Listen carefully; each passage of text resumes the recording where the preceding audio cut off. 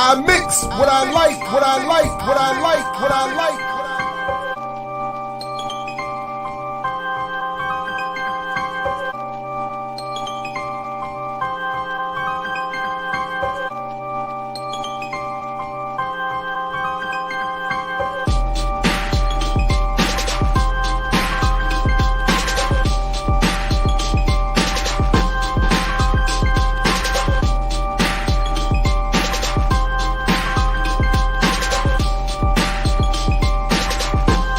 I mix what I like, what I like, what I like, what I like.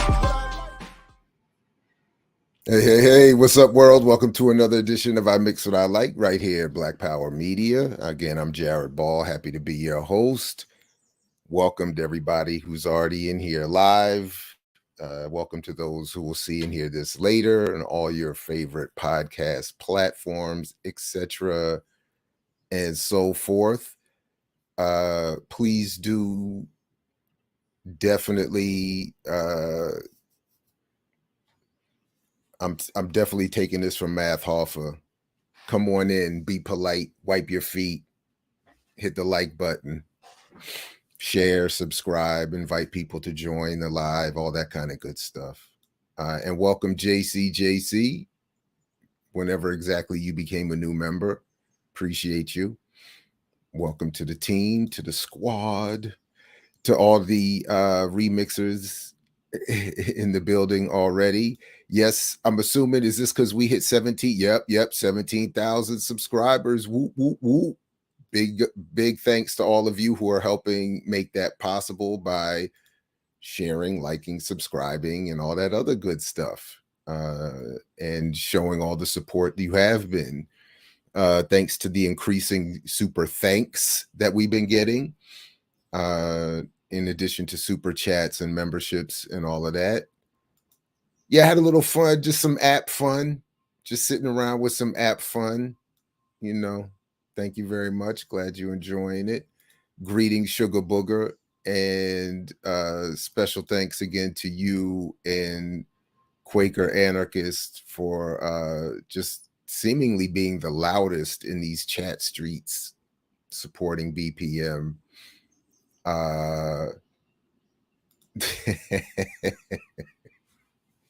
Yes, the birds are in full effect. Windows are open. It's springtime in these tree-lined streets. Yeah. So what's up, Ricky? Absolutely. So I tried to change things up a little bit. Went and found some of my old vinyl, which of course not hanging, and figured I would do that. Change it up a little bit. Oh, and my bad, James. Appreciate you. Thank you very much. Appreciate you. Absolutely.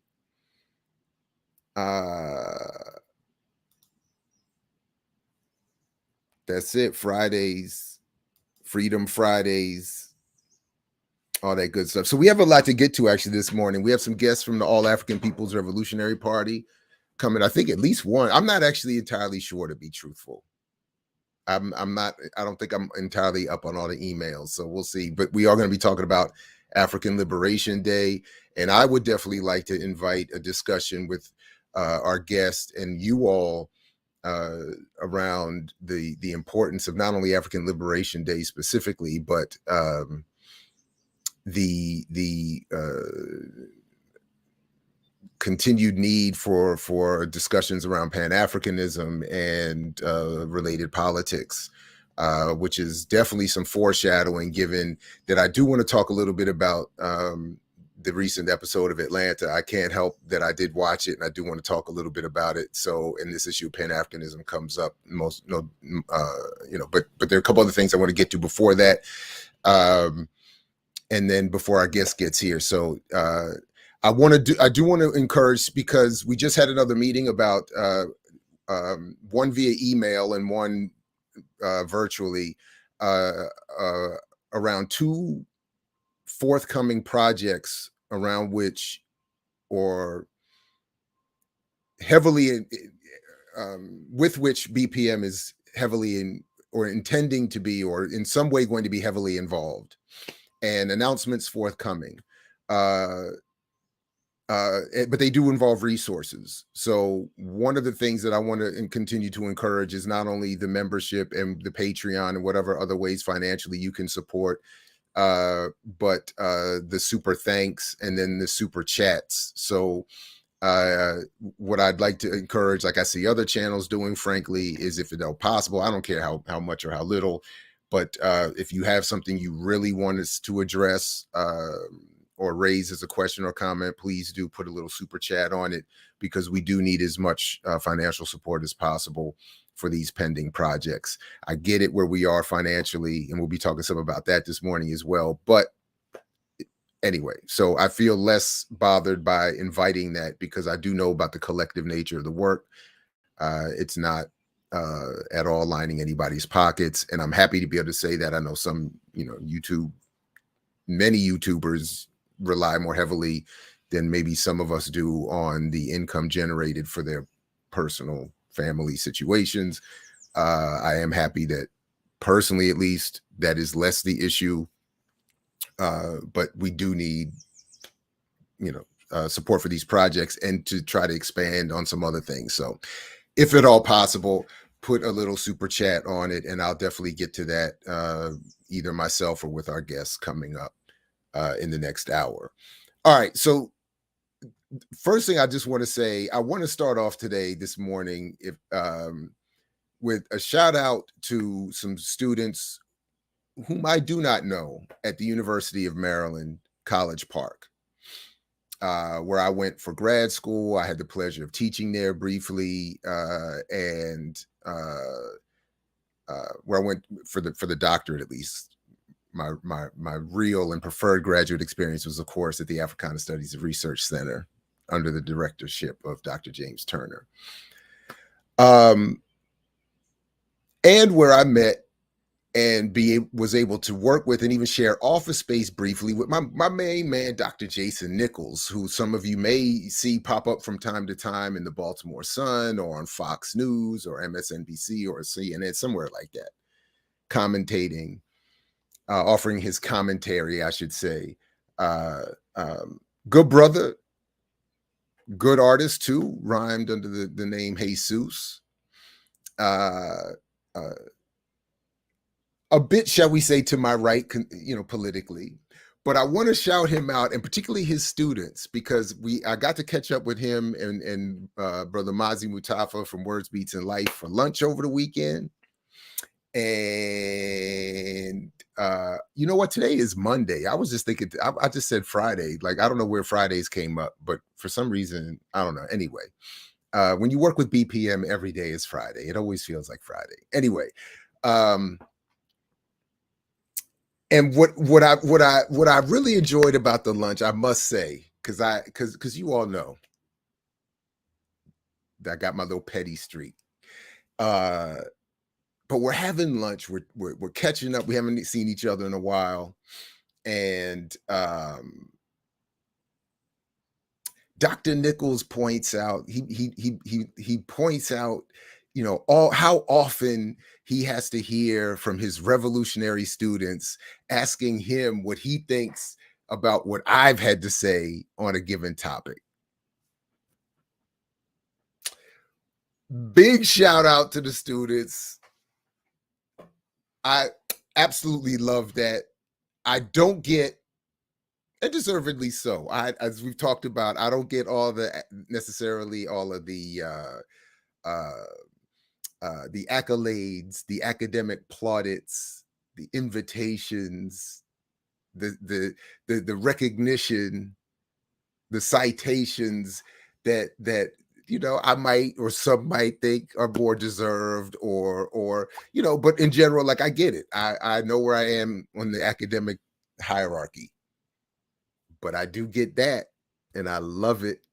And I love when I hear about stuff like that, unsolicited praise from students, especially when they are yours, but even when they're not, that is just delicious. So big shout out to the students at the University of Maryland, particularly in the classes of Dr. Jason Nichols, who uh, uh, evoke or invoke, I never know which one it is, my name in his classrooms. Shout out to you. Appreciate you. Thank you very much. And I hope you all continue to support BPM. No, I appreciate you, my man. I appreciate you, and I get it. I just love that. It was just it was such a nice garnish to my meal to hear that. Yeah, yeah, yeah, and absolutely delicious. Anyway, um, so I wanted to start there with a little bit of fun. Because obviously the big news of the day and the next issue that I did want to bring up a little bit and is absolutely the opposite. Um, but I do think it's unavoidable. And uh, yeah, uh, we definitely thank you, my written voice. BPM does have an alternative to YouTube. We do accept. I hope Patreon works. We do accept Patreon, um, and you can also, by the way, I should also just say you can support if you want by just getting some merch. Blackpowermedia.org. Get yourself a mug. Get you one of these fly T-shirts that I'm rocking in the various colors and et cetera and so forth, or Patreon. I'm not sure, but I think you know what, I'm not even sure what the latest is. Blackpowermedia.org has all of the ways to support, and there may be others. I don't know if we have our own PayPal set up, or Cash App.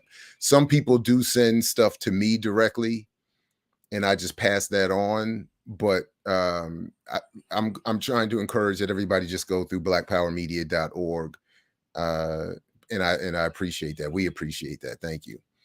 Um, oh, right on, right on. Okay, good. And we are increasingly trying to put more member only and Patreon first content, just as additional as well. And yeah, Cynthia, you beat me to it, but that's exactly where I'm going. I mean, I did want to at least touch a little bit on this and offer up what I think are some issues with some of the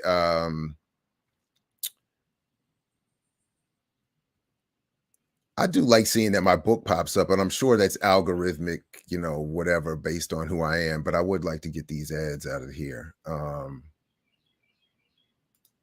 Second edition, spring 2023, by the way. Anyway, Buffalo mass shooters alleged manifesto, no doubt, attack was white supremacist terrorism. So I know that there's been some attempt to debate that. The U.S. Justice Department is investigating Saturday's mass shooting at a Buffalo supermarket as a hate crime and an act of racially motivated violent extremism. The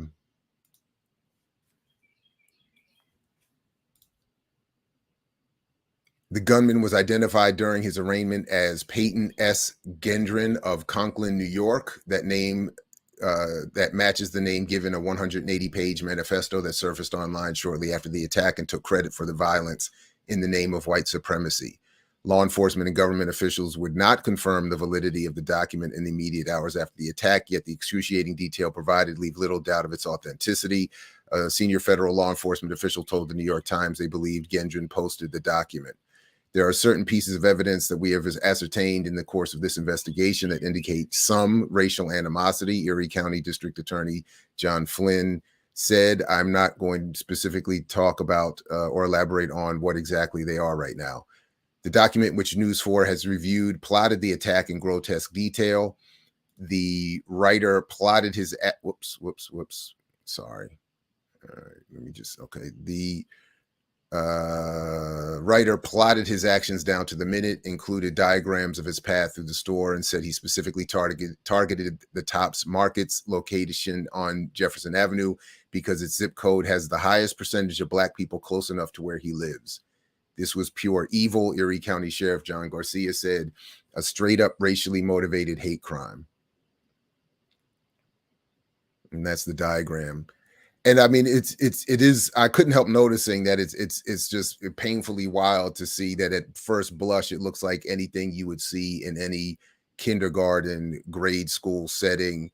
Uh, Not only that there would be the detail, but the different colors used, the door markings, exit markings. I mean, but that it would be something that would be related to something like this is pretty crazy. Um, Alexander Rosenberg, Deputy Regional Director for the Anti-Defamation League, which I don't agree with, puts like the Nation of Islam and some other Black nationalist groups as hate groups. I'm not a big fan of the ADL, and the ADL has a history of, which I've even as a research project have been invited to look into, and just honestly haven't had the time or the focus or whatever. But the ADL has a particular history of spying on Black and world majority led civil rights and human rights groups. So the ADL is often not on the right side of history, but anyway, greatly anti-Semitic, greatly racist against people of color, white supremacist, radicalized in all the ways we can think of. Rosenberg told News 4, 180 pages. I want to repeat of this.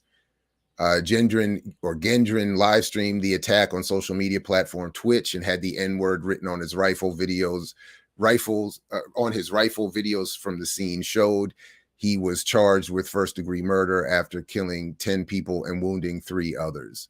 The alleged manifesto admits to planning the attack passively for the past few years and seriously since January. It bemoans a purported white genocide taking place in America and proudly brags of the writer's racist and anti-Semitic views. In a Q&A with himself, the writer says he supports those that wish for a future for white children and the existence of our people. That's what white supremacist terrorism is all about. That's what we all witnessed here today. New York Governor Kathy Hochul, how do you say her?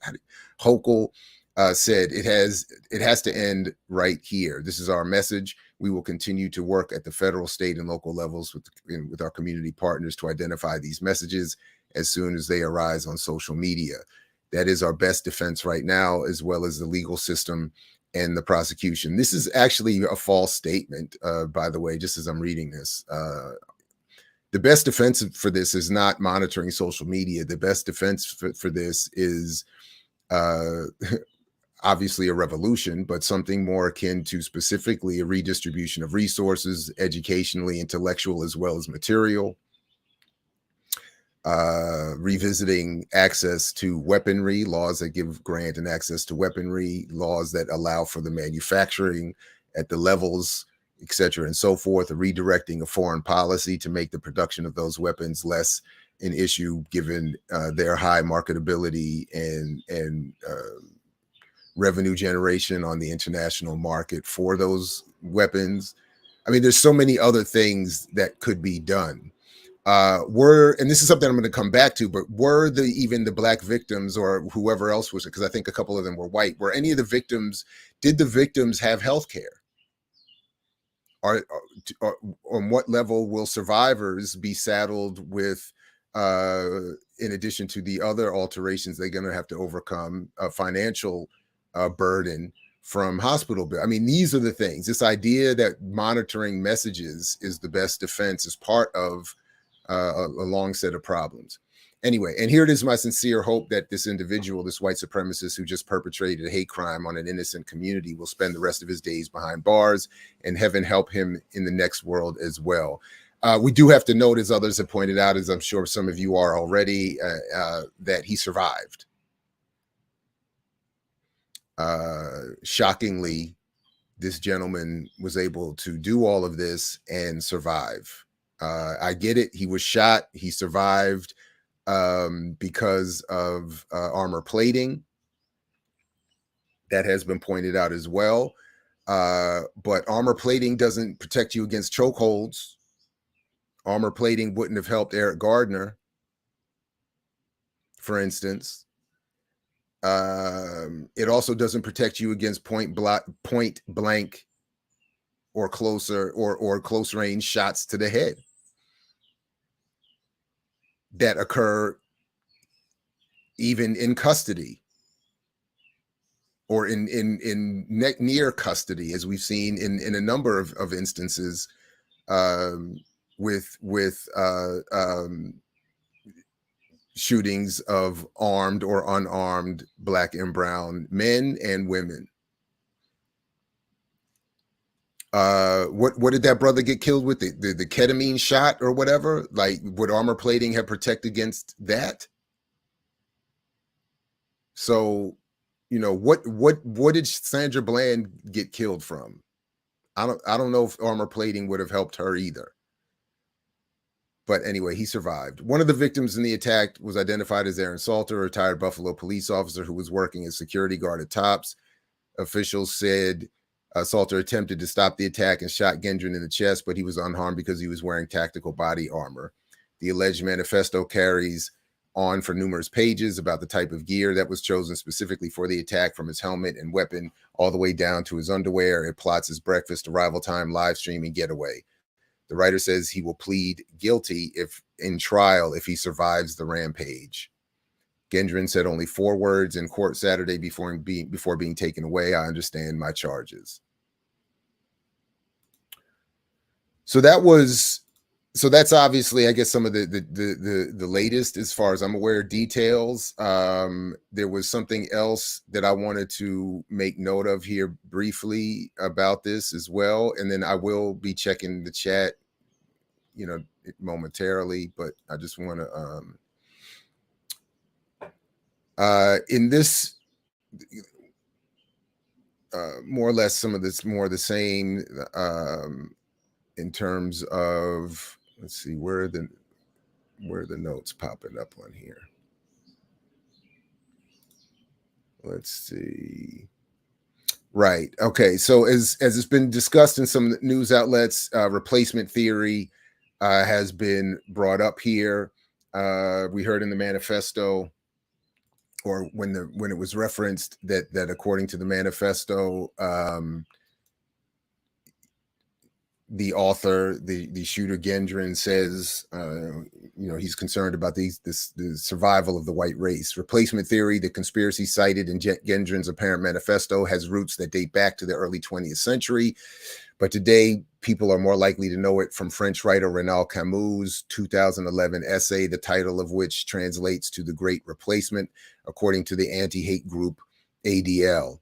In it, this is again one of my problems with these. One of the lesser issues that result from this is the reinscription of false and poor authority, like the ADL, on these kinds of issues.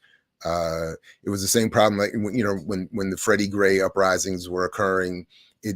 So much of the institutional response was to reinforce and reinscribe the authority and legitimacy of people like Pastor Jamal Bryant, who, if people are paying attention to, is just continuing so many frauds and scams. People like Al Sharpton, who is, in many ways himself, just himself a fraud and a scam.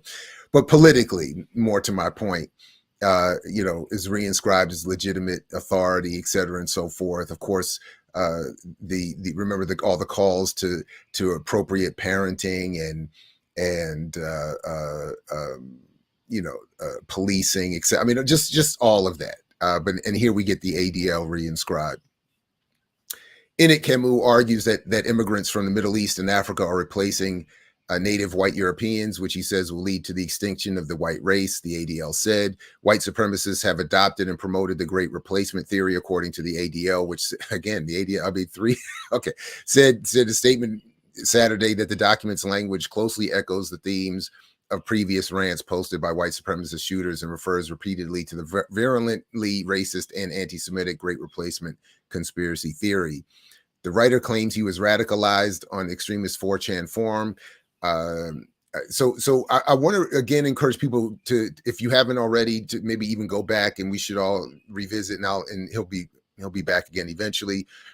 But the conversations with Barrett Brown, who was very familiar with these 4chan spaces, and the rabid right-wing wing of the internet and its connections all the way up to Peter Thiel, the Bitcoin cryptocurrency promoting surveillance, white supremacist lunatic. And it is getting mentioned, including in the clip I'm going to play in just a minute, but I think not with enough attention and focus, and often too much contextualized within more of the mainstream discussion and analysis of these issues. That is, that there is this undercurrent of a right wing. So as we've been told for decades now, that the internet was going to be the platform leveling, playing field leveling, new technology. We see the exact opposite is the case. For every one of these great BPM broadcasts that you can get, there are many more popular right-wing, and I mean rabidly right-wing, channels, shows, posters, commenters, etc., and so forth, who have an ecosystem that many of us aren't familiar with and don't spend time in, but that are encouraging. Even as I was telling my children the other day, when those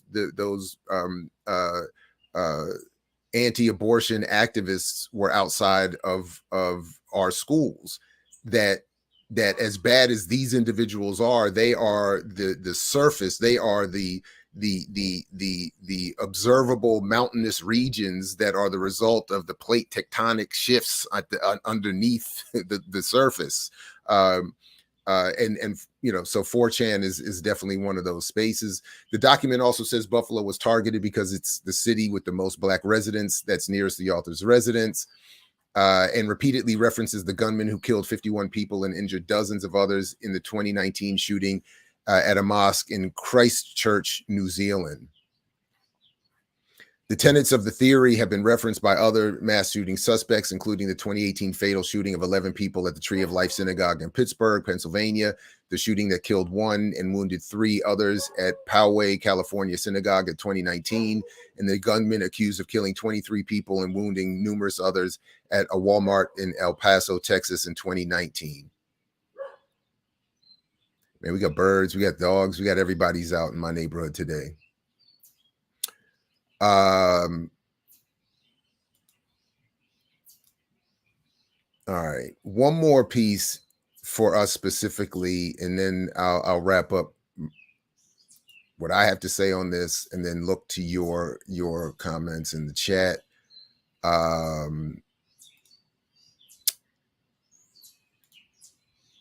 But this kind of exemplifies, you know, our dear brother here exemplifies a lot of what I think is the problem with mainstream media coverage, and particularly that which targets Black folks. So I just want to play this little clip here from MSNBC the other day.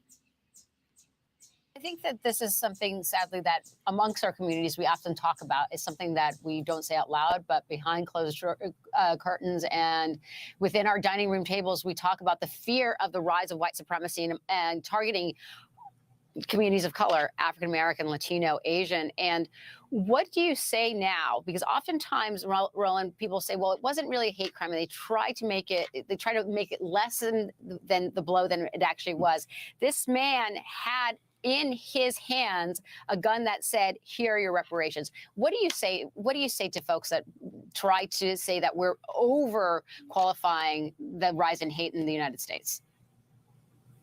This is not something that I had been quiet about. When I was on CNN in 2009, you remember John Avlon and I were off air ready to go on, and I said to John, we're living in the age of white minority resistance. And it was all after the election of President Barack Obama. And I've been yelling this from the rooftops for the last 13 years, and that's why I've been working on this book, White Fear, for the last 3 years. But we have to understand is that what you have in this country, you have. My bad. Go ahead, rolling with your book promotion. Gotta do it. Gotta do it. Gotta work that in. Gotta work that in. People who are angry and afraid that America is changing, is becoming more and more multicultural, and it's been there. You've got politicians, you've got Republicans talking about this whole replacement theory. You've got conservative radio, conservative bloggers, Fox News, literally making millions and billions off of this. They are purposely pushing the buttons of white rage. And so we have to understand right that. about that. The FBI director has talked about the greatest threat is domestic terrorism. It is white domestic terrorism. It's not some Muslim shooting up someplace. It is white people in this country that are angry and upset because the country that they have known that. But remember, it was just, what was it, just a couple weeks ago? And again, definitely go back and look at our interview with Daruba around the Black Identity Extremist joint. But what was it, a week or so ago when I brought up that Lee Fang tweet? Was it on here? The remix? What are these shows? That's why you got to watch everything and have notifications on and like and subscribe and all that stuff. But it was Lee Fang at The Intercept that was saying, see, I told you, it's the Black Identity Extremists that are and then Glenn Greenwald was retweeting that and supporting that analysis. See, we told you, we knew it was uncomfortable for you to hear, is the Black Identity Extremists are a threat to No. Anyway. Is changing, and we need to understand this will not be the last time. And he is right about that too. This mass killing is on the far end of the spectrum, but how do you deal with individuals in political power who are literally saying the exact same thing that he said in his manifesto? See, here's where we go. And they are the ones who could be in charge after the midterm election. We cannot overlook this. So, Clint, let's talk about that, because your expertise oftentimes is very much what happens in the closed web, how that people. So I'm just going to stop it there. I think we got enough, but of what I wanted to. The point really is that the framing with, again, sprinklings of accuracy in terms of the right-wing media undercurrent, in terms of some of the support from elite politicians. In terms of not really his framing of the history. I think I saw some of you already in the comments got this part already, that this white supremacy isn't new, and or hasn't just been growing since Obama. But even with those sprinklings, the framing quickly becomes it's the right wing, it's the Republicans. It's something has to be done at the midterm election to stop them, which of course means voting for Democrats, which of course, and I don't know this specifically with Roland, or even MSNBC specifically, but where we do know historically a lot of money starts getting funneled, starts getting put out there to promote the Democratic Party, and ultimately I think to limit the range of responses that righteously frustrated or angry people are looking to go to. So he frames this as an issue of blaming Republicans before the midterm, which allows Democrats to be credited for what they have not ever done, which is to be in actual opposition to these Republicans by offering actual policy differences on redistribution, on war, on, as I was saying earlier, whether on healthcare, that if you really want to reduce the likelihood of this kind of violence and of white supremacy in general, if we're not having obviously the full-blown revolutionary change that needs to occur, that's the direction people have to start going in. You have to change the material conditions of everybody. So as a starting point, and again, including by redistributing intellectual resources, being more combative, not only in resisting these attacks on these so-called attacks on critical race theory, but on assuring better access not only to quality in terms of content education, but quality in terms of the arrangement of education, that is class sizes, teacher salaries, again, the curricula that's being used, the healthcare provided to the students. Again, it was only 1 year that I taught at a public charter school in DC, a high school that was shut down because the Black administration ran off with the money. But one of the biggest problems that was obvious that was brought to my attention in ways that never before was the nutritional condition, the nutrition and the violence that was heaped upon students just on their way to school. So McDonald's was considered a high-end quality meal, and if they could avoid various forms of violence sexual assault, gang-related, etc., just to get to the classroom, that was seen as a victory. If you can ameliorate that, you will end up with better conditions. In terms of the white community, whatever versions of that are impacting them need to be addressed as well, whether it's the content of the education, the classroom sizes, et cetera, and so forth.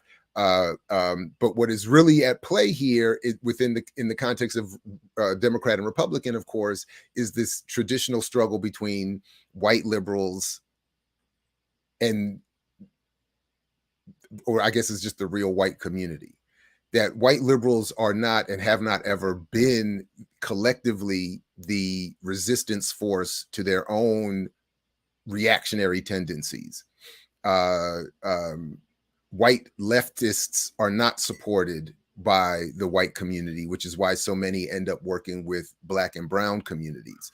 And the confrontation that they would need to have with their fellow whites is not something that they're excited about or often truly interested in. So that's why they drift over to our end of the spectrum, so to speak.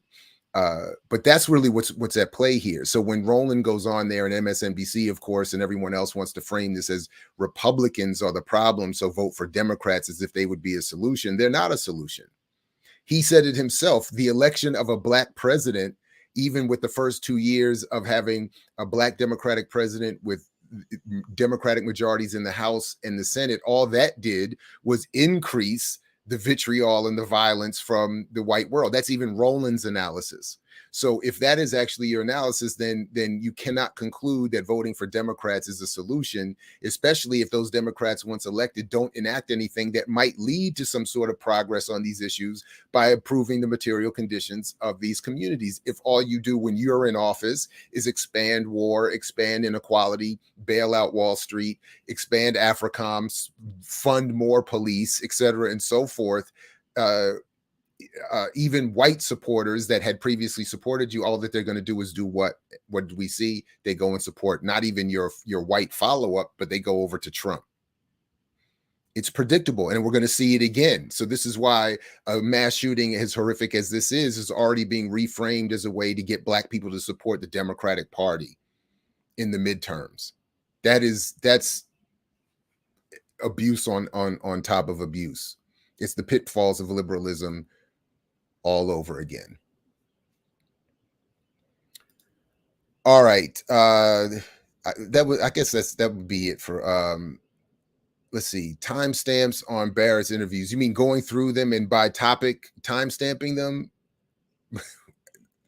I'm not likely to do that, unfortunately. I'm sorry. We would need some support for that.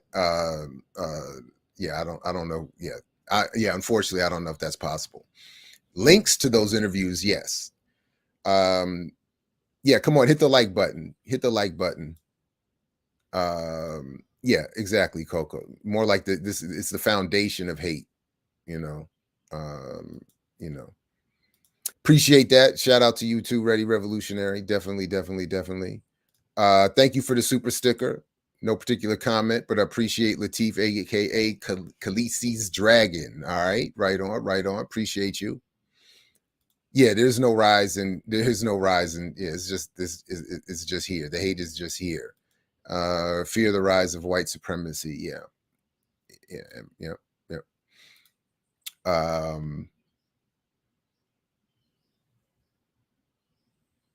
Anyway. So I will say I was at soccer practice, my daughter's soccer practice last night, looking at everybody a little differently. Appreciate you too, Big T.O. I was sitting in the car. I'm on edge. I'm not going to front. Even I'm on edge. In addition to my normal state of edginess. There should be football talk though, Emma. Kylian Mbappe, is he going to Real Madrid? I don't know. My father-in-law, who's a Real Madrid fan, yesterday told me he's not sure that would be a plus for Real Madrid. As amazing as that, I was like, what? I don't know. How could that not be a plus? But he was like, you got Hazard coming back, You got Vinicius stepping up. You got Rodrigo stepping up. He bailed them out in the Champions League. Did you all see Rodrigo bail out Real Madrid in the Champions League? Good God, are you all not? Did you all see Manchester City yesterday fight to come back to tie 2-2 to stay atop of Liverpool in the Premier League? Good. They were balling. These cats were balling anyway. But I was at soccer practice, like, the trust levels were already low. But I mean, seriously, I mean, and these right-wing social media outlets and media outlets are, of course, in addition to what the Republicans are saying.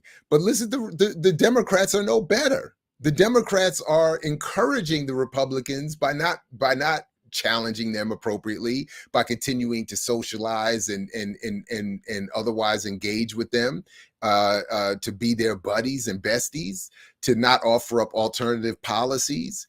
Nancy Pelosi said she wishes the Republican Party was stronger because you would have a stronger defense of Roe v. Wade from a Republican point of view. That's not going to address the situation. The Democrats promoting Trump, thinking that he'd be easier to defeat so that they could get Hillary in there, who was where on race. We already know where she was on race. That's why nobody supported her. I mean, of course, the Klan and them, the skinheads in them are horrible. But my favorite part about Get Out is that the context of the white supremacist violence was northeastern, affluent white elites. They're the problem. They're the problem, creating all and lording over and benefiting most from all this inequality that upon which this white supremacy, that, again, I'm not going to argue here the chicken egg race class position here on white supremacy, but it is my point is, at this point it's de facto. So it is peaked by the material suffering that the so-called progressives. Well, that would be my argument around the after party, Shirley. Why not get real progressives in office? I don't know that that's possible in this context. I definitely don't think it's possible within the context of a Democratic Party. But that is my point about the after party concept. And that's why I think when I see Roland Martin and MSNBC and others reframing this or framing this as an issue about the Republican Party, that's where I get where I'm saying that returns us, or it weakens our whatever engagement with existing politics there may be. However we engage for political power is, again, and these are questions as well, what is a real progressive? But however we're going to engage, however we're going to define political power, which is not the election of a handful of progressives in the Democratic Party, by my definition at least, but we have to be increasing and radicalizing our engagement with political power and our chase for it, in our attempt to assume it, and having everything reframed back in the context of Democrats, Republicans, or blaming the Republicans. I don't know.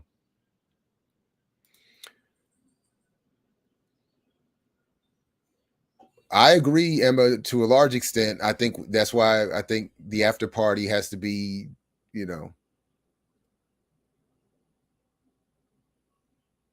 I will, Spider-Man, the Spider-Man 7285. I will ask Dr. Todd Stephen Burrows about DC comic villain Brainiac. Do that today. Thank you, Infinite Content. We can't get progressives in office because the Democratic machine fights harder to keep them out of power than ever fight against the GOP. That has been my experience, and in my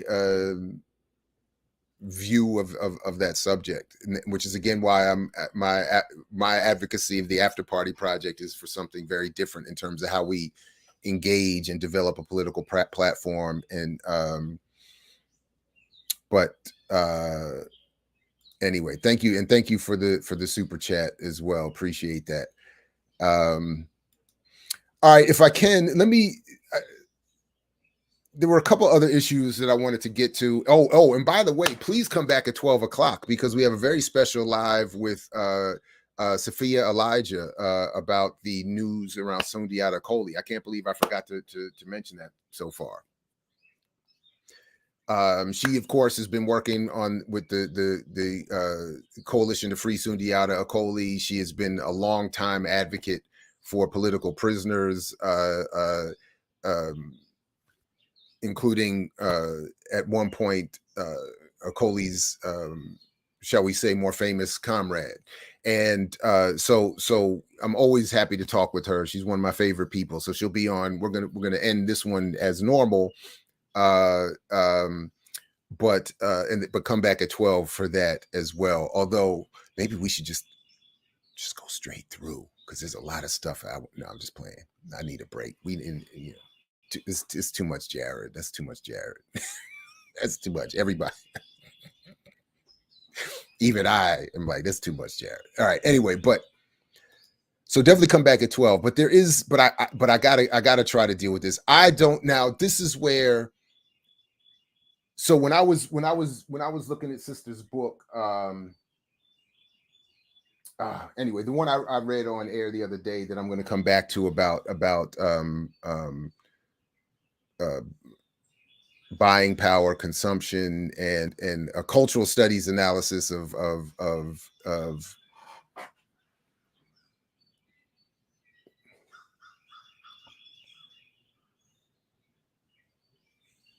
I just went blank on her name.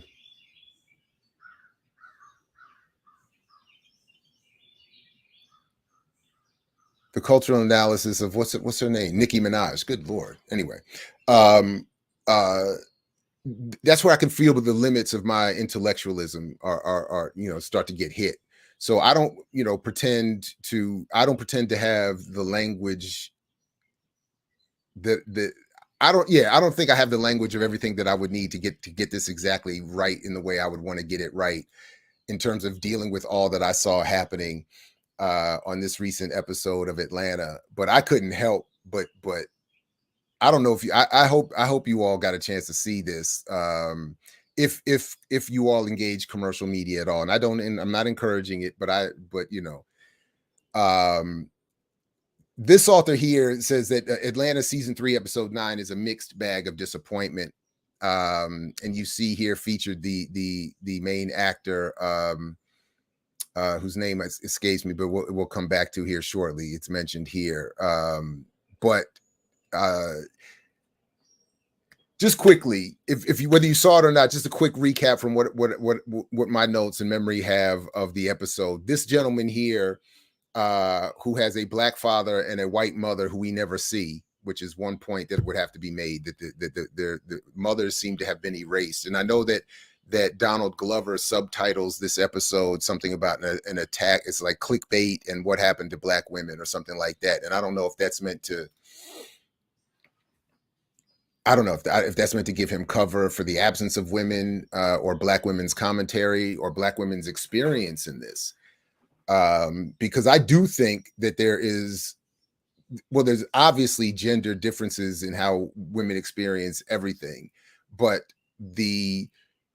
including the issue of mixed race. And I've actually thought historically, without any scientific support for this, I've actually always felt that so-called mixed women, black, white, that is, black and white, African, black, how does Raylene Joseph put it? Mixed race or biracial of African-American descent or something like that. African-American mixed race people. Women, I've always felt like those women have had it slightly better than their male counterparts, if for no other reason. They are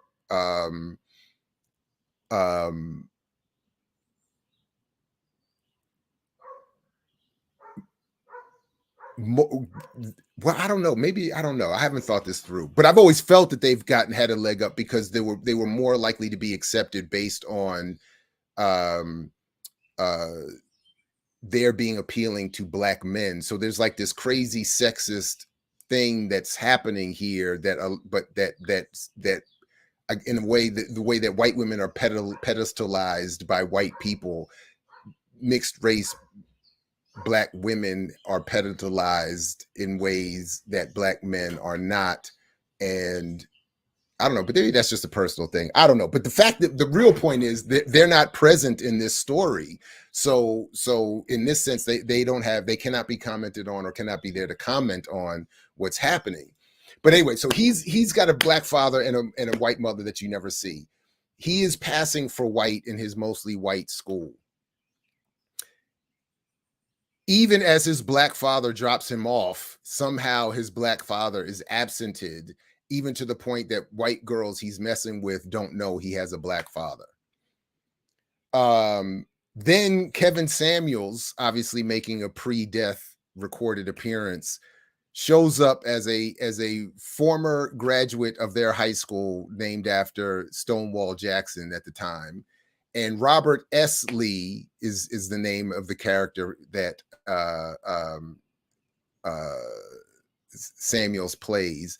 Comes there, invites all the graduating seniors to make a special announcement in the auditorium, where he announces that he's going to pay for all of the graduating seniors' college tuition, the black ones, as he says, and he leans in.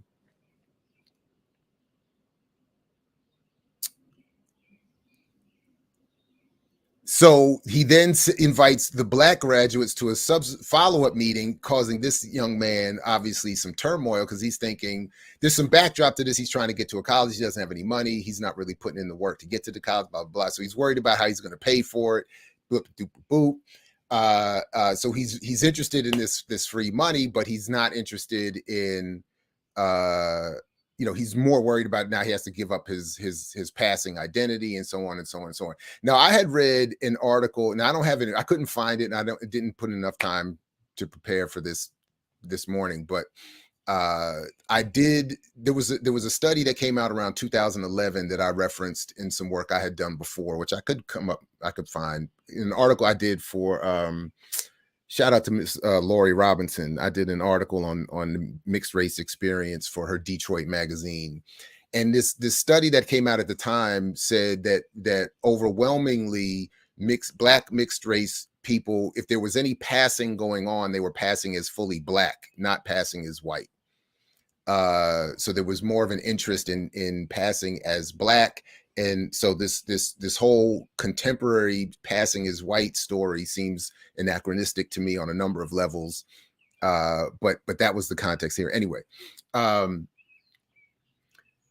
so then he goes before this panel, and this is what I've always, and I have to admit that Donald Glover gets right. What I've always fantasized would be the panel that the ADOS folks, who are mentioned, I'm gonna come back to that in a quick second, and that'll be a perfect segue to my next guest, who is waiting and will be here, and I'm gonna bring up in 7 minutes. So I'm definitely gonna come back to this, but ADOS is mentioned. Is mentioned later on in the episode, but the panel that is presented in this episode is one that I've always suspected would be there, like a version of what this. So this is him with his girlfriend. This is what the panel looked like, and it's got Kevin Samuels. I forgot my man, the other comedian, and I forgot who was the other one. What's his name? The comedian. Somebody in the chat will remember. But anyway, they're sitting up there and they start quizzing this dude on his blackness, with silly stuff like to prove his blackness. Like what mixes well with Hennessy. And I was thinking I'd have failed that one because I drink it straight. So I'd have probably failed that one. I don't mix. I'm a real man. I don't. Anyway, but. So anyway, but then they start at like cultural like it was like almost became like a Dave Chappelle show parody of prove your blackness, and he fails. They say you're not black, you can't get the scholarship, so you're out.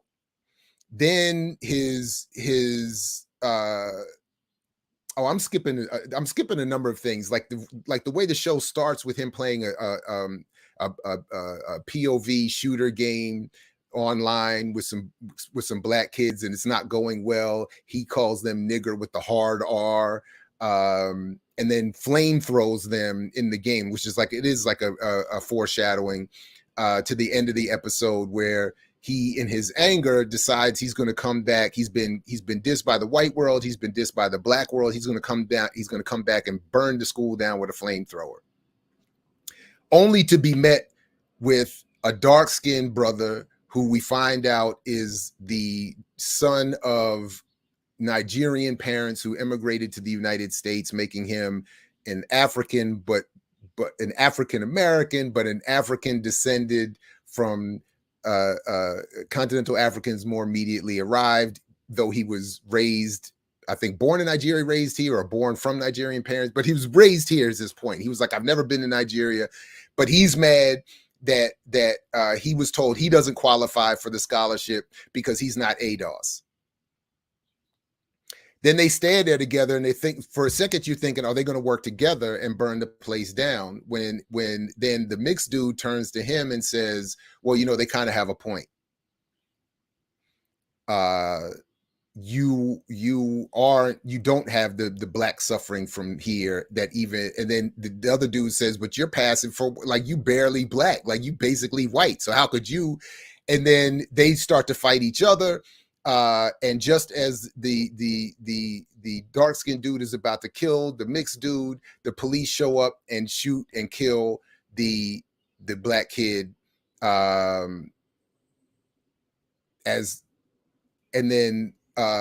Which then, who says the joke? Somebody makes the line where, or did I read that after? I can't remember if it was in the show or not, where the black kid being shot by the police. I think Kevin Samuel's character says this, that even though he had been denied on his lack of ADOS relationship of the scholarship, him being shot by the police is the blackest thing that could ever happen. And therefore, he qualified posthumously as ADOS. Then the episode ends with the mixed kid clearly adopting his black identity, going completely over to the black side, so to speak, where he disses the white girl that shows up at the shoe store where he's working, and then you get the freeze screen ending.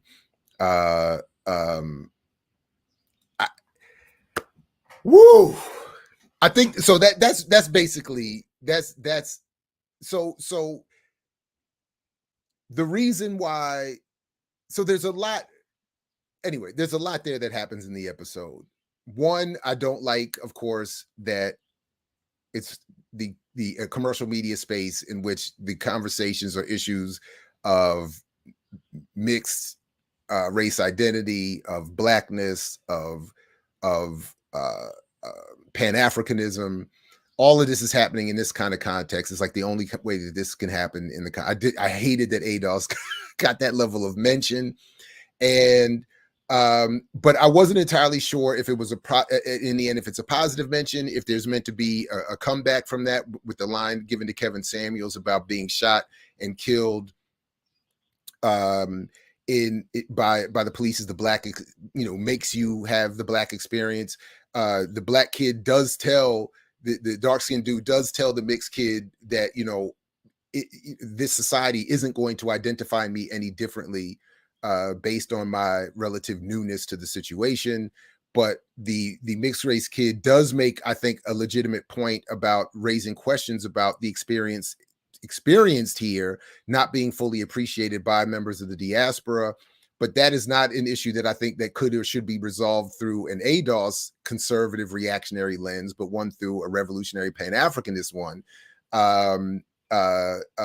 So much like the other issue around the Buffalo shootings and the response, the issue is appropriately pointed out. Even some of the historical context is appropriately pointed out, but the response is offered in an upside down, if 6 was 9, reactionary conservative way. That's sort of the space I feel like we're in now, where the problems of the world can be raised, but only offered up with the most conservative of solutions. Finally, I saw a conversation after this that was fascinating to me, where Kevin Samuels was being criticized, not because of his treatment or his discussion of Black women or women in general per se, but specifically because he apparently died on top of a non-ADOS woman while offering much of his career criticism against Black women. And I said, wow. So and the argument was Kevin Samuels and the people like Kevin Samuels should have nothing to say about Black women or Black people if they themselves are not engaged with or involved with romantically or partnered with a Black American, an ADOS person themselves. So anyway, I think that's a perfect way to. I'll come back and try to catch the comments and come back to this later.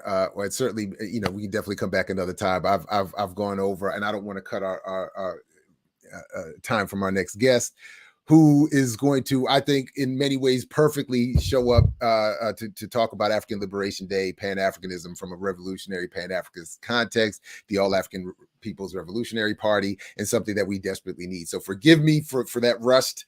I had to get it out, at least in some form. Definitely want to come back to it. There's a lot that I think needs to be dealt with, and especially given the impact of this show on people in our community and communities and in classrooms even. So anyway, back in a quick second with a discussion about African Liberation Day. Don't go anywhere. I mix what I like, what I like, what I like, what I like, what I like.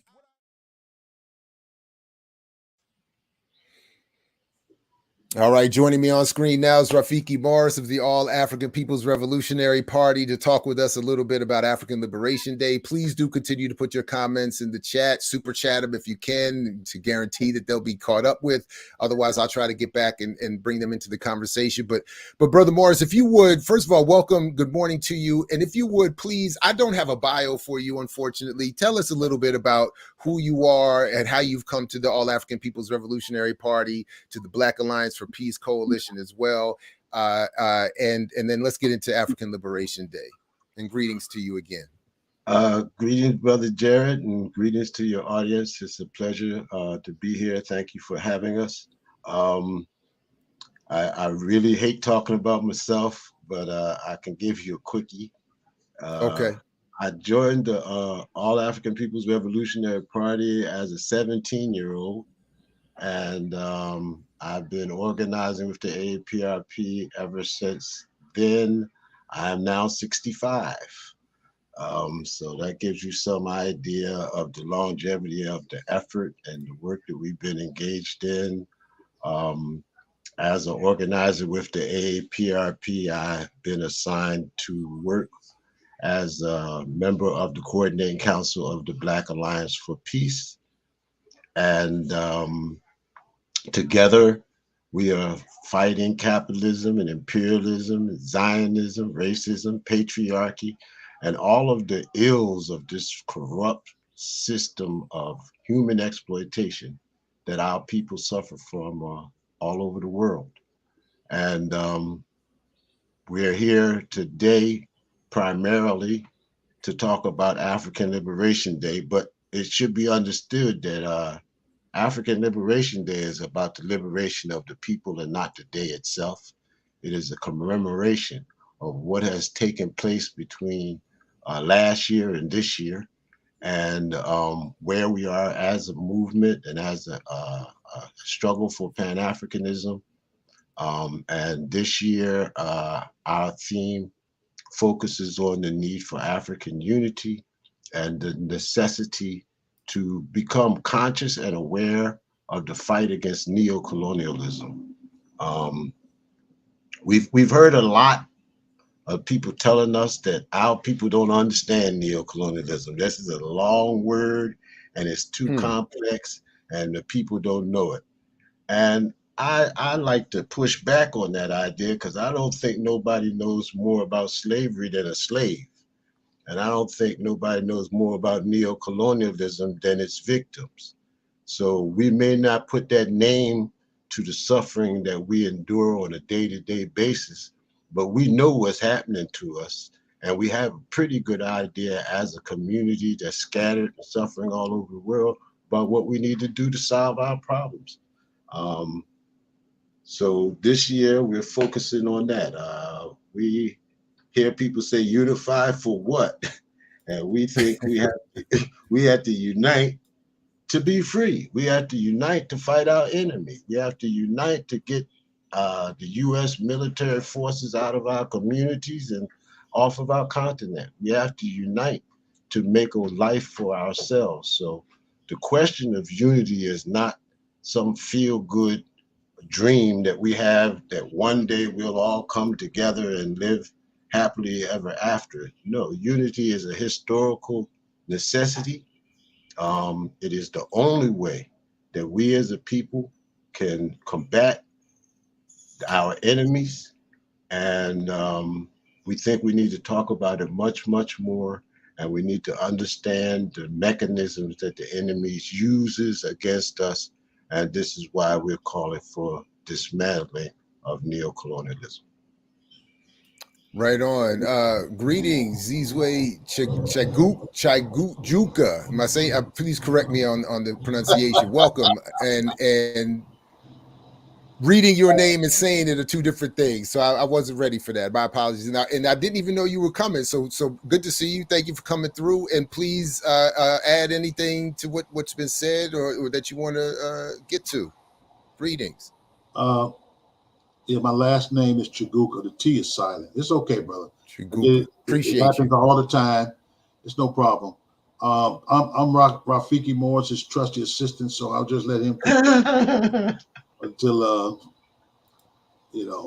and what he said, I agree with everything he said so far. And I'll just add some of the specifics about African Liberation Day.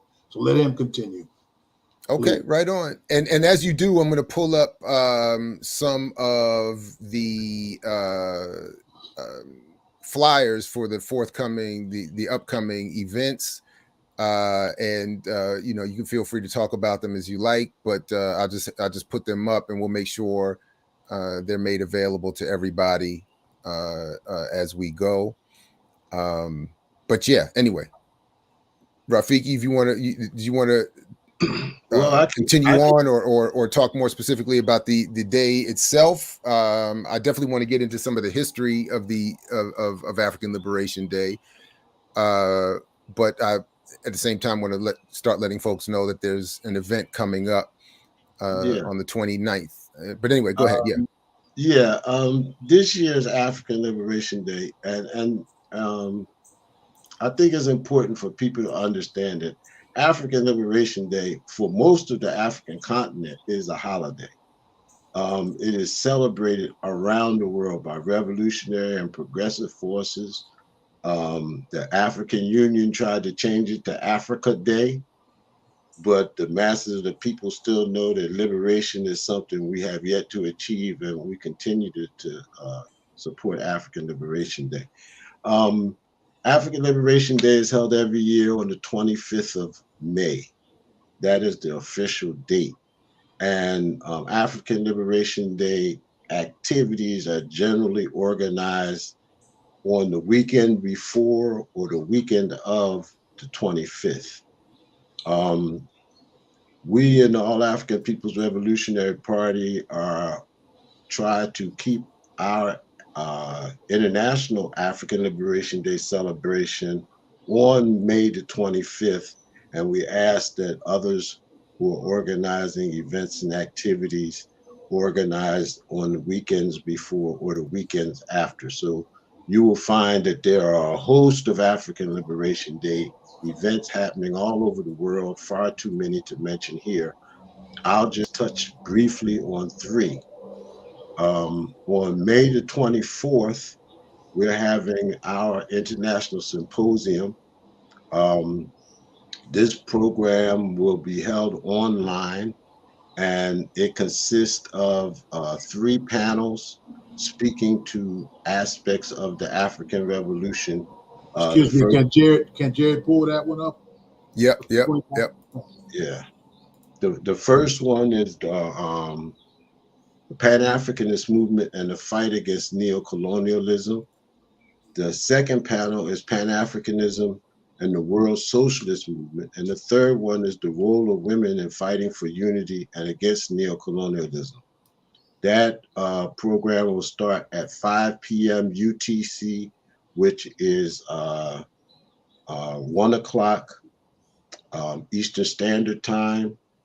And it will be a very interesting program featuring Pan-Africanist revolutionary organizations and our allies and friends who are engaged in this fight against imperialism and capitalism and Zionism and patriarchy. And then on May the 25th, in Guinea-Bissau, there will be a march and rally. That march will start at 8 a.m. UTC, which is 4 a.m. Eastern Standard Time, and it will be rebroadcast at 5 p.m. UTC, which is 1 p.m.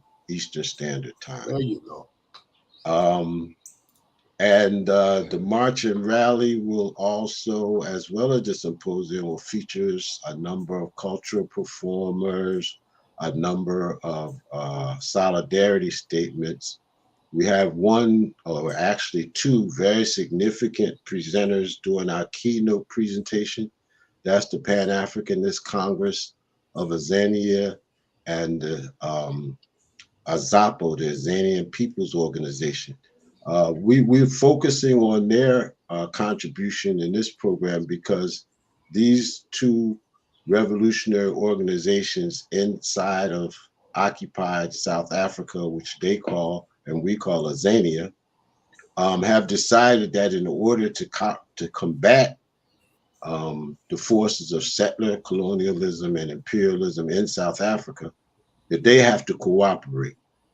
And they've come together and signed a declaration of cooperation, which we endorse, and we think is perfectly suited to this stage of the African Revolution.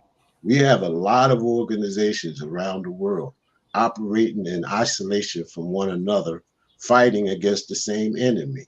And we think that in order to defeat that enemy, these organizations have to come together. They have to come together in terms of our thinking and ideology. They have to come together in terms of establishing a realistic and a sustainable program to fight our enemies. And they have to come together in order to wage a collective struggle on a worldwide basis against a collective enemy who operates on a worldwide basis. So we encourage everybody to come participate in the webinar. There is no cost connected to it. We expect it to be a very good introduction, as well as an opportunity to ask questions about the African Revolution, where we are, what we're doing, how we're doing it. There's also going to be an ALD organized inside of Azania, South Africa, with our AAPRP branch, which is, or we call them chapters, which is in South Africa. And they also will be working with the Pan-Africanist Congress of Azania and AZAPO to pull this program together. They have a number of also very good speakers. That program will be held the weekend before ALD. So that's May 21st, 2022. And that program is also online. And finally, which we're really kind of excited about, and in a sense, we still have some worries and concerns about, we're going back to having in-person African Liberation Day in Baltimore City at Lafayette Square Park on Sunday, May the 29th. This event will begin at 1 p.m. and go to 6 p.m. It features a host of revolutionary and progressive organizations inside and outside of Baltimore, including the Black Alliance for Peace, Brother Charlie Duggar and Camp Harambe, the All African People's Revolutionary Party, the Egypt People's Progress Party, the Kwame Ture Society, and a host of other organizations. This African Liberation Day event is being organized by the Maryland Council of Elders. And the Maryland Council of Elders is a coalition of the progressive African forces in Baltimore. Is organized mainly by seniors, but it's organized for the masses of our people. Our party has been a part of the Maryland Council of Elders since its founding, and we have been organizing African Liberation Day in Baltimore since 2018, along with Brother Charlie Duggar, who has been carrying that load for many, many, many, many years. So we're excited to be back in person, gathering to talk about our people's struggle. And we encourage everybody who can to participate. We have a bus that is be leaving from DC on the 29th at 11:30 p.m. from Banneker Field. And it only costs $10 to carry you there, bring you back. And we very much appreciate anybody participating in it. We have an African Liberation Day webpage. If you just type or Google African Liberation Day, you will find that page, and it lists other African Liberation Day events that are being organized all over the world. There are really too many to mention. We try to keep track of all of the ALD commemorations, whether it's being organized by the AAPRP or other formations. And we encourage everybody to participate in ALD. It's not a celebration. It's not a festival. It is a coming together of like-minded human beings fighting for our freedom. And it is a perfect opportunity to get an update. We know there's been a lot of things that have happened over the last year concerning African people at home and abroad. And ALD is when we get to talk about these things and figure out how we're going to move forward. Now, if you Right don't on. mind, And I definitely appreciate you making that point. Sorry, Baba Zizwe, go ahead. yeah. The last flyer was the international webinar, and I want to talk a little bit about the history of African Liberation Day, what it exactly is, and everything. The last flyer was the one for the international webinar. You showed the one in Azania before that, and the one Baltimore first, which you can attend, Jerry. You're right there in that area. But in terms of the history of African Liberation Day, what it is, and everything, as my comrade said, it came out of the struggle of African people to free themselves from colonialism, slavery, neocolonialism, capitalism, imperialism. So it didn't just happen automatically. It was a process. And if you go to the origins of African Liberation Day, we can look at the Fifth Pan-African Congress, where there were many African dignitaries, intellectuals, and organizations involved in organizing that Fifth Pan-African Congress, specifically led by Kwame Nkrumah, W.B. Du Bois, Paul Robeson was there, and others. And that Fifth Pan-African Congress led to what was called the Conference of Independent African States in 1958, in which they declared to have a commemoration called Africa Freedom Day, which was on April 15th, 1958. And these 8 independent states used this to bring the forces together to liberate the rest of the continent. At that time, in 1958, you only had those 8 independent states. And so they got together. declared April 15th African Freedom Day and used it as a vehicle to garner the forces for liberation of the rest of Africa. And so by the time 1960 comes around, that was called the Year of Africa, because these forces who had got together, the Fifth Pan-African Congress, they decided we're going to build mass-based parties at the Fifth Pan-African Congress. 1958, they declared Africa Freedom Day, April 15th, and the momentum was going and continuing until 1960. You had 17 independent states declared, and that was the Year of Africa. At the same time, in that same year, Patrice Lumumba's government was overthrown. You had the Sharpeville massacre in Azania, South Africa, occupied Azania, on March 21st. So here you had the contradictions in the struggle just heightening as time goes on.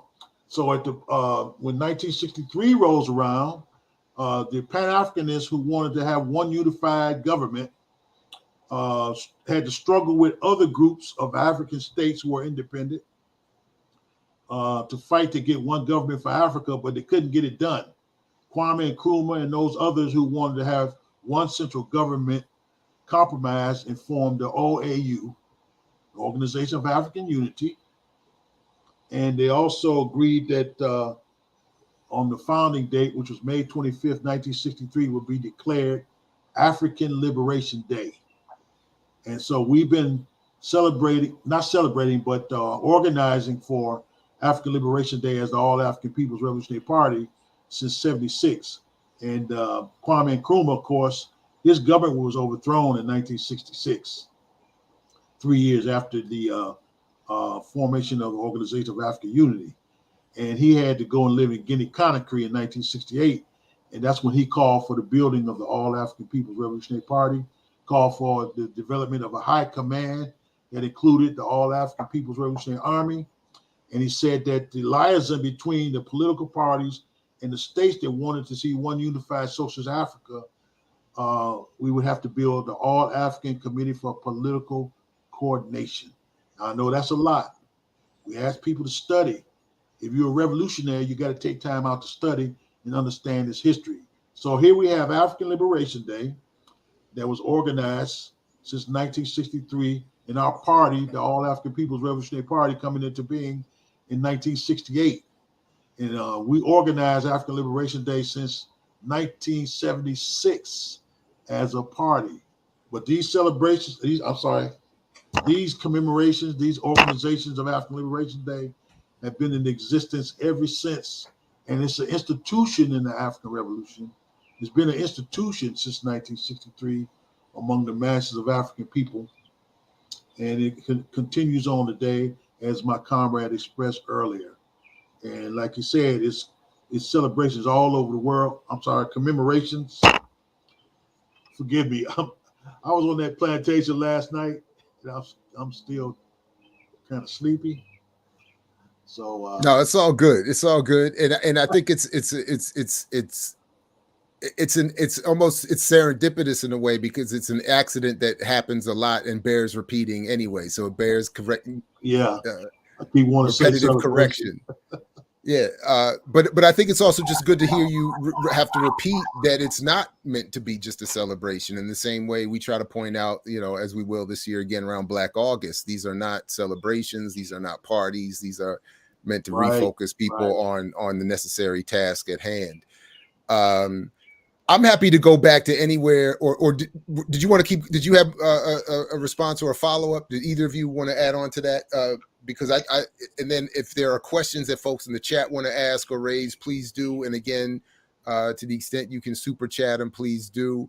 But otherwise, there's a going back to where I was segueing from at the start of this interview, there's definitely a series of questions I want to raise in the context of African Liberation Day. But let me give you both a chance to add on, and same with the chat, please. Well, one of the things I think is real important, and this has to do with the question of study and understanding our history, is also studying and understanding the linkages between our movements at home and abroad. and the connections that our revolutionaries have made with one another that we generally don't know anything about. For example, our comrade alluded to the independence of Ghana, which happened in 1957 and led to the first Conference of Independent African States.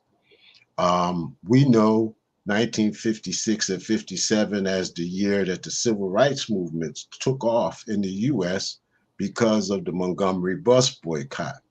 What we usually don't know is the relationship between Kwame Nkrumah in Ghana and Martin Luther King in the United States, who was a guest of Kwame Nkrumah at the independence celebration of Ghana, which was the first state in sub-Saharan Africa to get its independence. So there was always a connection. Martin Luther King talked about nonviolence. Kwame Nkrumah talked about positive action. Both of them drew these philosophical approaches from the work of Mahatma Gandhi, who also talked about passive resistance. So there's a linkage that has always been there. The first African Liberation Day in the United States was organized by Malcolm X on the steps of the United Nations in 1964, following the founding of the Organization of African Unity.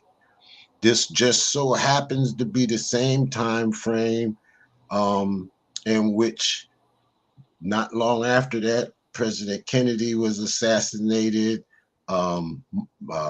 Malcolm was separated from the Nation of Islam and formed the Organization of Afro-American Unity, based and modeled on the Organization of African Unity, which took the most progressive and revolutionary objectives of the OAU and applied them to the OAAU. So again, we see this ongoing and permanent connection between what is happening in Africa and what is happening to African people outside of Africa. The first African Liberation Day major event organized in the US was in 1972, which was made up of a coalition of organizations, which included the AAPRP, but it also included forces like Amiri Baraka and his Congress of African People, CORE, members of the Student Nonviolent Coordinating Committee, who were then transitioning into other kinds of organizational forms. So what the point I'm trying to make is that African Liberation Day is not an isolated event. It is a time when all of the progressive and revolutionary forces inside and outside of Africa can come together and share information and understanding in order to prepare us for the next year's activity. And people should understand that this, when we say it's not a celebration, we are not saying that all we do is come in there and listen to a bunch of speeches and scream and shout at each other and be pissed off at the world. No, because in the midst of our struggle, we have developed a culture of struggle. And that culture includes laughter, it includes joy, it includes music, it includes drums, it includes dance, it includes art, it includes politics, it includes economics, it includes all aspects of our people's lives. So, you know, they want to portray the revolution as something that's just, you know, some rigid marching into a hail of bullets that guarantees you death and destruction. But the revolution is really about finding the most progressive and positive aspects of our people's culture and organizing around those aspects to move a whole people forward. It's not the activity of this isolated group or this individual or this great leader or this spontaneous movement that pops up out of nowhere based on the fact that these pigs decided to kill another African in the streets of DC or Lagos or South Africa. No, it's about building a culture of struggle, a culture of movement, of organization, so that eventually we can come together as one, be clear on who our enemy is, and systematically plan their destruction. And in the process, improve the lives of our people. We're not waiting to defeat the enemy to improve the lives of our people. The fight against the enemy is part of the process of improving the lives of our people. And we cannot unite unless we are organized, and we cannot get organized unless we make a conscious effort to do so. There's no such thing as spontaneous organization. Organization is the result of the conscious effort of the people, and African Liberation Day's main objective is to contribute to the organization of the people. So just quickly, I appreciate the everything. The references to Dr. King. One, I just want to remind that that what also connects in my mind him to Kwame Nkrumah specifically, unlike his association with Gandhi, is that he advocated for not just nonviolence but direct action. And as obviously in different ways did Nkrumah,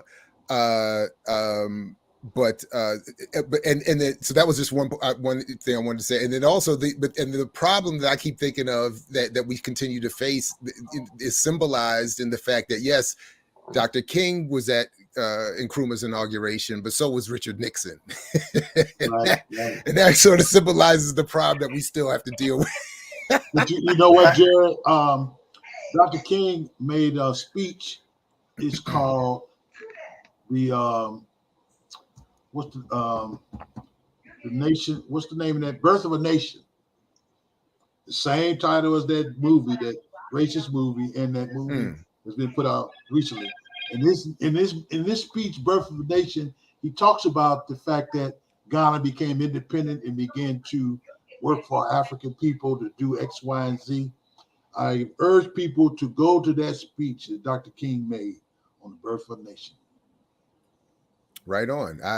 I'm not sure I'm aware of that, or it's been a long time. I don't know. So I appreciate that.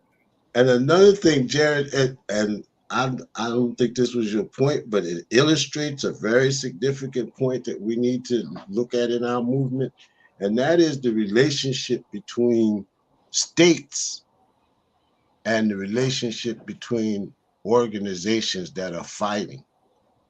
States have diplomacy. States have relationships with their enemies.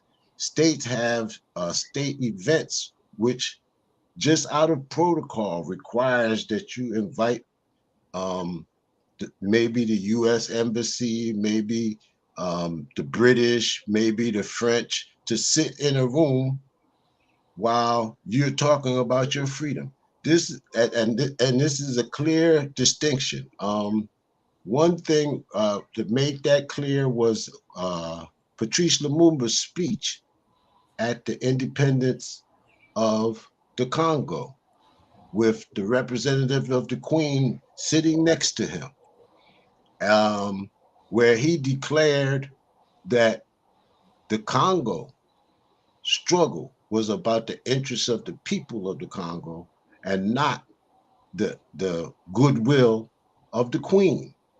So we have these kinds of contradictions, and today we find our people, for example, condemning Zimbabwe because they have a relationship with the British, or condemning some other country because they have a relationship with somebody you perceive to be an enemy.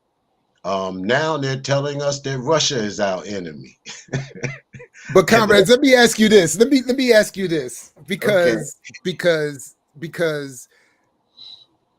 when Disney recasted that speech you just made a reference to, when Disney rebroadcast and recreated that Lumumba speech, but destroyed its history by putting it in the mouth of the Black Panther comic and having him do the exact political opposite of giving the resources of Africa and of Wakanda over to the CIA and to European powers.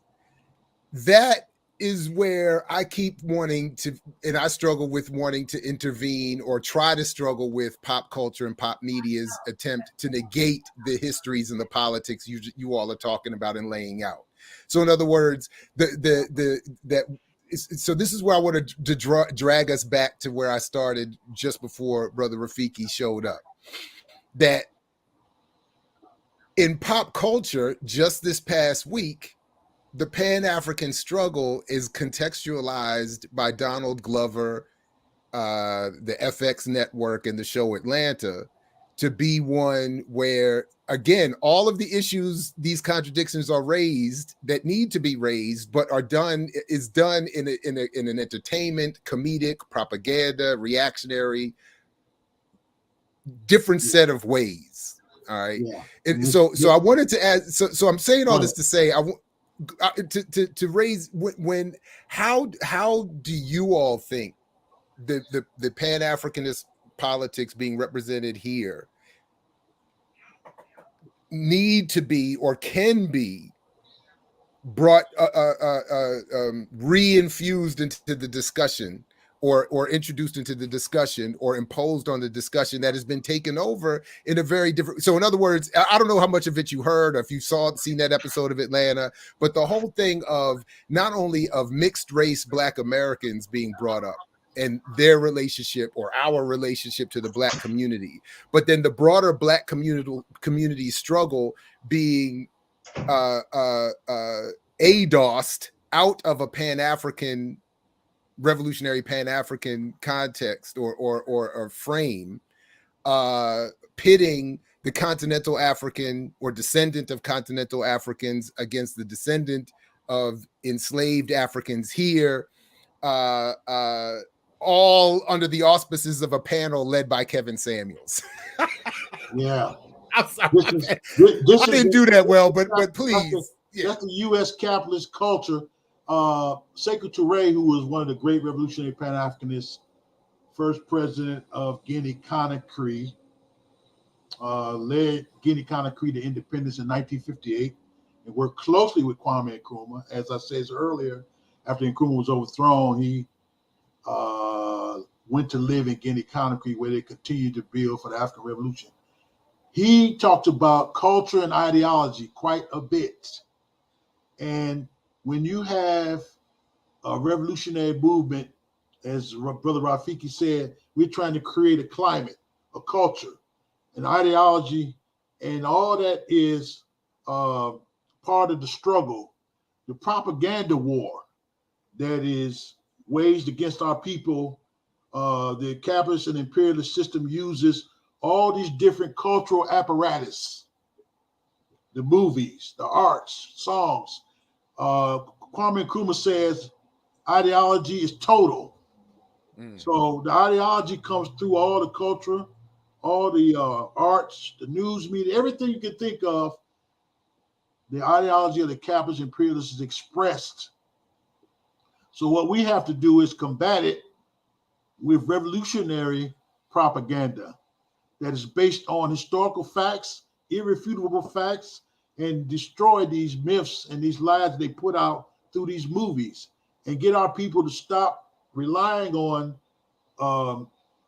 getting an understanding of our history through these through the enemy's propaganda machine and through the enemy's culture, but to go to our people's culture and our revolutionary culture and apparatus to learn the truth about our people's struggle.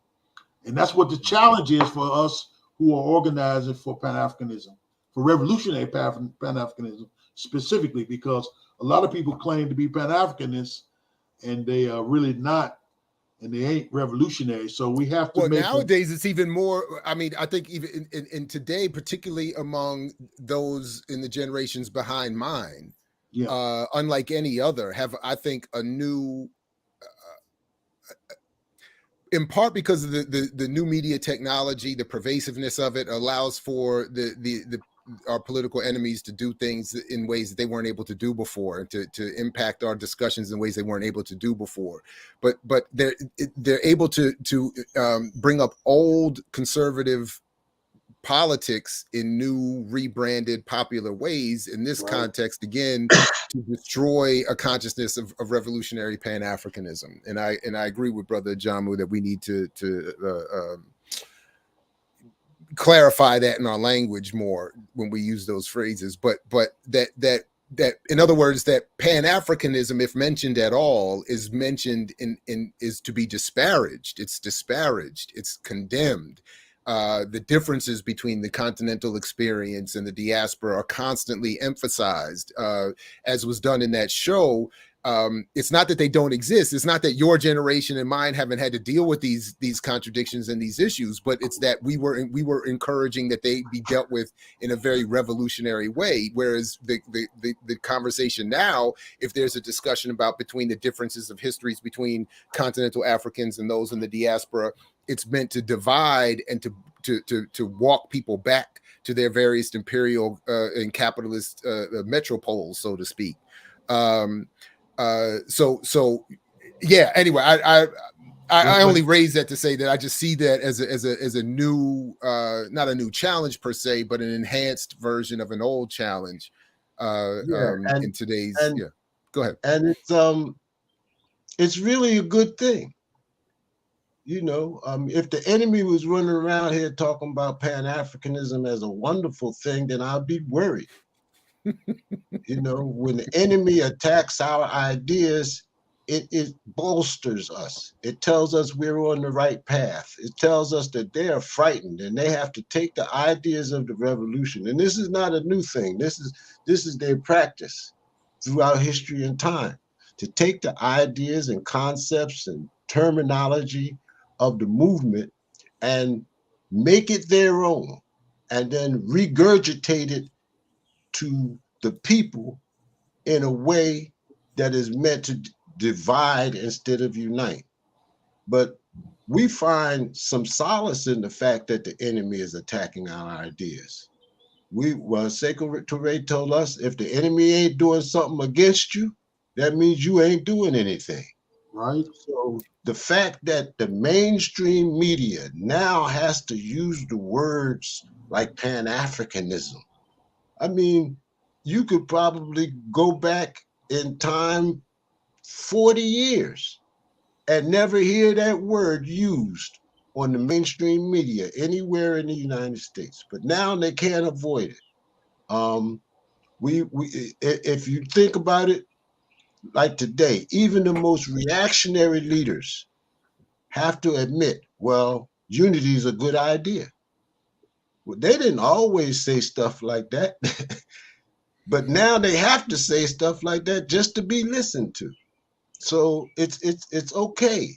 That's their media, and its intent is to create confusion, and disorganization among. I know, but I'm sorry, but this is one, I want to be clear. I don't think the episode of Atlanta that I'm talking about even used the phrase Pan-Africanism. Oh, I understand that. But the problem is that the enemy's use, to the extent that it is used, is coming through the image, the visage of these often beautifully talented Black people. So it's not like, you know, Walter Cronkite is condemning Pan-Africanism or Tucker Carlson is condemning Pan-Africanism. It's the latest, youngest, prettiest, most talented Black writer and actor and singer is adopting the language of these conservative Black voices that are promoting it. So I agree with you broadly, but I just see this as an update in the nuance of the delivery. You all are demonstrating, one, that there is a new paradigm, so that there are media outlets that didn't exist in the past that are committed to a greater or lesser extent to the empowerment of our people. So there are alternate media sources that people have available to them. But the alternate media sources also have to pick up on the idea that our enemy lies all the time. And we have to just put this in our people's minds at all time. The enemy lies all the time. Lies are one of the main weapons in their arsenal. Now, the thing about that weapon is that it is flawed, because you can have 1,000 lies be dispelled by a single truth. That's what Gaddafi, Muammar And Gaddafi this is what we're advocating, is that single truth. Adolf says Africans, descendants of slaves in America, which is a division of African people in the United States from African people in the Caribbean, African people in South and Central America, African people in Africa. We dispel that myth by a single statement. We are one people. One people.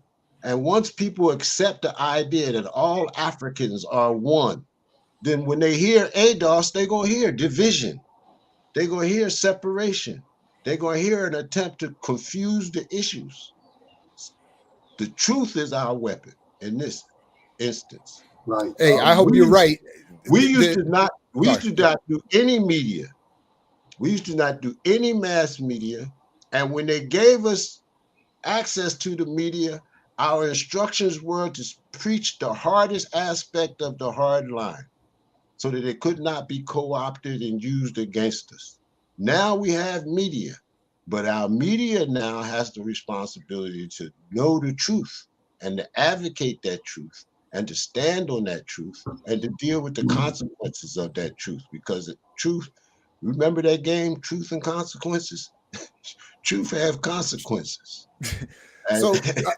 So there was one piece of that episode. I keep coming. And this is my last reference, so I'm not going to. And then I want to get to a couple questions from the chat. But the episode ends with Kevin Samuel's character saying that line.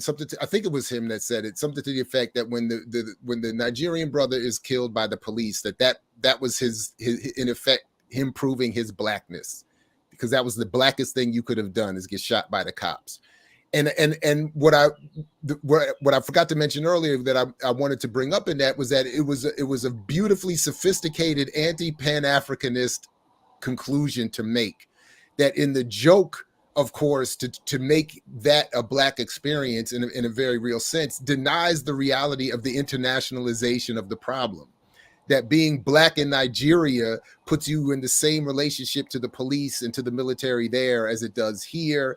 And broadly speaking, Nigerians as a community, Nigerians as a country or an entire people have the same relationship to the British and certainly to AFRICOM that we have to the United States and its military, and as it does to AFRICOM as well. So in other words, what should have already been understood as a Pan-African experience in reality was only meant to be realized for those here in the context of police violence when that is an international problem. Anyway, so the mass of the people, go ahead. The mass of the people are gaining strength and gaining are getting more clear. And so the enemy has to step up their game. That's what Brother Rafiki was saying. Right, because the mass of the people are becoming much more clear, and their lives are being more exposed with stuff that happens, like worldwide incidents like the conflict in Ukraine, what happened in Afghanistan, what happened in Libya, what happened in Syria. As time goes on, the truth is more visible to the mass of the people, and they're being exposed. So they have to be more sophisticated with their lives. And what you talked about, that show you talked about, is an expression of that sophistication in their ways of lying to the mass of the people. But we're so grateful to your show, Jared, for being able to expose these lies as an alternative media platform. And, media takes so many different forms, not just TV and radio and all that. It takes the form of newspapers and leaflets and all kinds of different things. So one of the things that people used to say, well, we don't have our own media, so on and so on and so forth. Our media is our mouth. Our media is our talking, books, everything you can think of is a form of medium, and we have to build a propaganda army to dispel these lies and truths that they're putting out here to confuse the masses of people. Right on. Definitely appreciate that. In the few minutes we have left, let me just, if I can, I want to just appreciate the super chats real quick. Thank you very much, Lamont. Thank you, Renegade Pharaoh. Thank you, Latif, and definitely Shirley. We definitely won't spend it all in one place. And then we also have a question here. Dr. Jared, please ask, how was Kwame and his camp going to achieve anything of substance when his government didn't control the land, financial resources, and the military? I'm assuming he's talking about Nkrumah. But Anthony, I'm not sure if that's what you meant, but I don't know. Let me ask you both about Kwame Nkrumah, a very quick Well, I would say issue right to off deal the with. top, I would say right off the top, that whole premise is incorrect. Okay. Because Kwame Nkrumah did control the land and resources. If you study what happened in Ghana, Kwame Nkrumah built 69 different industries. He created a program for education for the masses of the people. He created a program to industrialize Ghana. So, yes, it was a liberated zone. That's what we talk about in the AAPRP. Liberated zones, enemy-held zones, contested zones. Kwame Nkrumah talks about that clearly in the Handbook of Revolutionary Warfare. And Ghana at that time was a liberated zone. And that's why the enemy had to get him out of to overthrow his government, as well as Lumumba and the others, because these were liberated zones where we could actually do things for our people, produce and control the land and everything. Same thing in Zimbabwe. You know, that's why they made sure they got rid of Mugabe and his forces. So Yeah. this is that's my answer to that question. Okay, And, right on. and another aspect of that is that you know, our revolutionary forces are not perfect. They make mistakes, they make errors. In most instances, they're trying to do things that have never been done. And so there are mistakes that are errors that are made that we should study and learn from. The other aspect of it is you can never really assess a revolutionary process and leave the enemy out of your assessment. The failure of Nkrumah's government, even though he made errors, wasn't because of the errors he made. The failure of Nkrumah's government was because of the CIA and a conscious attempt to overthrow the most revolutionary country on the continent of Africa. And Nkrumah was so strong that they couldn't do it while he was in the country. Right. So they waited until he was in the air on the he was still in the air on his way to China to help Vietnam. solve the Vietnamese war. Can you understand the significance of this? This little African country had so much influence in the world socialist movement that the Vietnamese felt his input would be helpful in resolving the Vietnam War. And the CIA overthrew his government. Sekou Touré's government, and this is the other aspect, because I'm talking about the enemy. The enemy is ruthless, patient, tricky. The government of Sekou Touré was overthrown within a week of his death by people who had been working with Sekou Touré since the time of independence. So from 1940, before 58, because 58 is when they won the independence, but the struggle had been going on from the end of the 40s, after World War I. Yeah. So from that time until his death in 83, 84, 84. people right in Cleveland, Ohio, by the way. People who was working with Sekou Touré overthrew his government. So what does this mean? This means that inside of the revolutionary organizations, there are reactionaries. Some of them openly causing confusion, some of them laying in the cut for opportunity that may be 20 years down the road. So this Brother is Rafiki, I gotta interrupt you because you just spoke to, this is literally the first simile I ever taught my daughters. Driving them into school, little babies in the car. Pharaoh Monch's line, I lay in the cut like Neosporin. And I stopped the track and I said, baby girls, this is hip hop at its finest. This is a simile, like you. No, anyway, but I'm sorry, but that is a true story. That's the first. That's how I taught him the word simile. I said he laid in the cut like Neosporin. That's hey, so that's Jay, how your father does it. We got a few more minutes. Can we reiterate about African Liberation Day? Reiterate. And in fact, let me do it this way because I want to have you. I'm gonna have you reiterate and close as a response to this comment, which dealing with the real, with all due respect, is just simply factually inaccurate and often repeated in defense of the ADOS claim. It has no scientific support. There's no research that would support this claim. And anyone who has experienced the African continent or the diaspora beyond a surfaced or tourist or reactionary level would know that this is factually incorrect. It is not a one-way relationship for our support. If anything, there is a power imbalance between the groups that when they meet.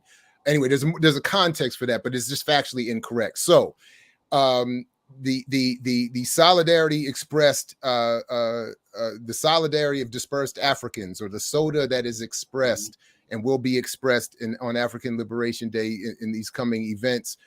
Please let's talk about them again. I'll bring them up in terms of the flyers and anything else you want to say as we close out. And thanks again.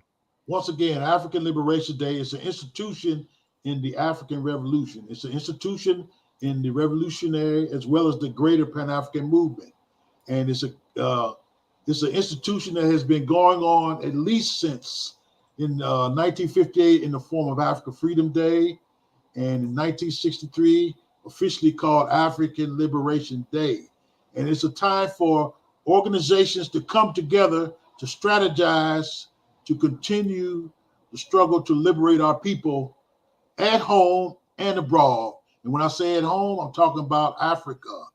Africa is primary. And so all over Africa, you have these events going on. And outside of Africa, in the diaspora, among African people all over the world, where they have these events called African Liberation Day. And we talk about the ongoing struggle and what needs to be done in the future. And so when you come to our program, the international webinar, there's going to be a lot of discussion to clarify all these concepts we was talking about. We're going to talk about international solidarity with other people's struggles, like the Palestinians who've been going through a lot of terrorism. In fact, Kwame Ture, you know what he used to tell us? He said the fight against Zionism is the cutting edge of the revolution. So we have to support the Palestinians and other people who are being colonized and neo-colonized around the world. And the African Liberation Day is a tool for that very thing. And my comrade, Right, you want to say something more? And is there one website where all of this information is housed? Is there a central location for this? And can we share that also, please? AfricanLiberationDay.net. That's one place you can go to get access to all this information, and it will go to our website, which is AAPRP-INTL.org. That's the party's website.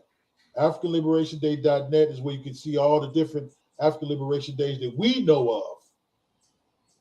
And then the AAPRP-INTL.org is the All African People's Revolutionary Party's official website, where you can see all the different things we've been doing, including African Liberation Day that we discuss.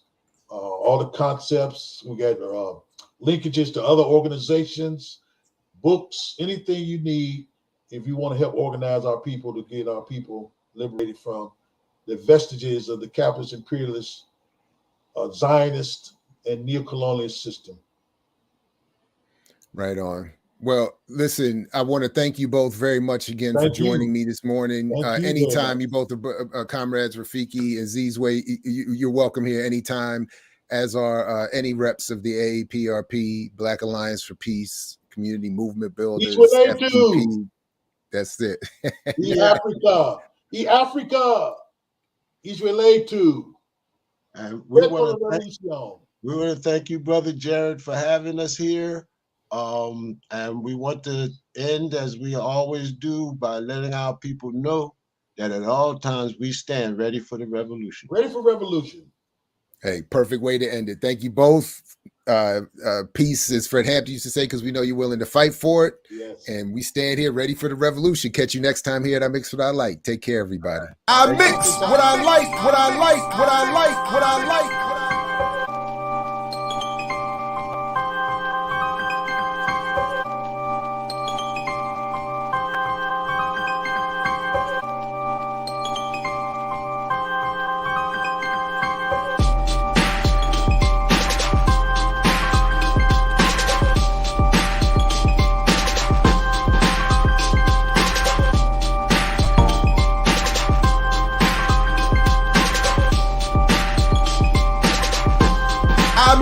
What I like, what I like, what I like.